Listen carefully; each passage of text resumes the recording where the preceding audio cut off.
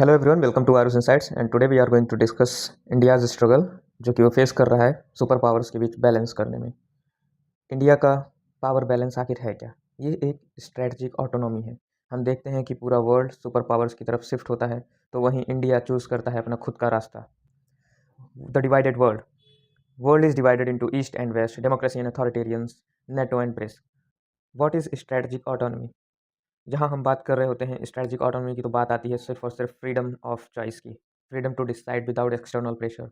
हम सब ने अभी रिसेंट में देखा होगा एक बूट क्लिकिंग वीडियो जो सामने आया, जहाँ पर पाकिस्तान के प्रधानमंत्री शहबाज शरीफ ने किस तरह से ट्रम्प को खुश करने के लिए कितने बड़ी बड़ी बातें बोली, क्या क्या तारीफ़ की उनके, जो कि रेलेवेंट नहीं थे। एक सुपर पावर, एक एक लीडर जो ऐसा नहीं करेगा, कभी भी नहीं करेगा, लेकिन हम सब ने देखा कि किस तरह से शहबाज शरीफ ने ट्रम्प के बारे में कैसी-कैसी बातें बोली। तो यही है स्ट्रेटजिक ऑटोनॉमी, जहाँ पर एक देश खुद के फैसले खुद से लेता है बिना किसी एक्सटर्नल प्रेशर के। From non non alignment to now का मतलब यहाँ पे साफ है कि हम पहले से ही एक नॉन अलाइनमेंट की नीति बनाकर चल रहे हैं और आज वह स्ट्रेटजिक बैलेंस बन चुका है। During cold war India stood non align, refusing to bow before super power. Today the same spirit breathes as strategic balance. हम सब जानते हैं कि इंडिया आज भी अपने फैसले इंडिपेंडेंटली लेता है बिना किसी एक्सटर्नल प्रेशर के, और यही बात भारत को खास बनाती है। The modern balancing act. हम सब जानते हैं कि भारत किस तरह से सुपर पावर्स के बीच बैलेंस करके चलता है। हम रसिया से ऑयल भी लेते हैं, तो वहीं टेक्नोलॉजी और टेक में हम सपोर्ट लेते हैं यूएसए का।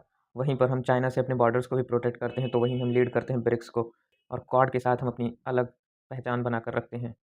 India's message to the world. India is not a neutral country, it is a sovereign country. India silence is not its weakness, it's wisdom, it's calculation. हम सब जानते हैं कि भारत हर फैसला बहुत ही सोच समझ कर लेता है। इसीलिए हम इंडिया जब कभी साइलेंट हो तो उसे उसका साइलेंस कहने के बजाय उसकी स्ट्रेटजी कहना पसंद करते हैं। The deeper philosophy. In geo politics silence can be strategy and restraint power. The world may call it diplomacy, we call it dharma in motion. तो डीपर फिलॉसफी क्या है इसके पीछे? हम सब जानते हैं कि इंडिया वसुधैव कुटुंबकम और सर्वधर्म संभाव की नीति का पालन करने वाला एक देश है। तो भारत कभी भी किसी एक देश का सपोर्ट या साथ आंख बंद करके नहीं देगा। वह सदैव देखेगा कि कौन सा देश सही है, कौन सा देश गलत है, और इसके साथ साथ वह अपने स्वयं के हितों का भी ध्यान रखेगा। इसीलिए जियो पॉलिटिक्स में साइलेंस को कभी भी साइलेंस नहीं कहा जाता है, उसे कहा जाता है स्ट्रेटजी। स्ट्रेटजी जो बैलेंस करके चलती है अपने हितों को और देशों के साथ अपने संबंधों को। In a world of pressure, India remains poised. India is rising. India is showing its strategic autonomy. So India's rise is not through alliances but through balance. We all know that India का जो development है वो strategy के through हो रहा है, एक balance के थ्रू हो रहा है, ना कि वो किसी एक कंट्री की तरफ अलायंस बनाकर कर रहा है। India is not an ally. हम सब जानते हैं भारत स्ट्रेटजिक रिलेशनशिप्स बनाता है, ना कि alliances. India doesn't follow the world's rhythm, it sets its own beat. Subscribe for Truth Beyond Headlines or Insights. Thanks for watching, everyone.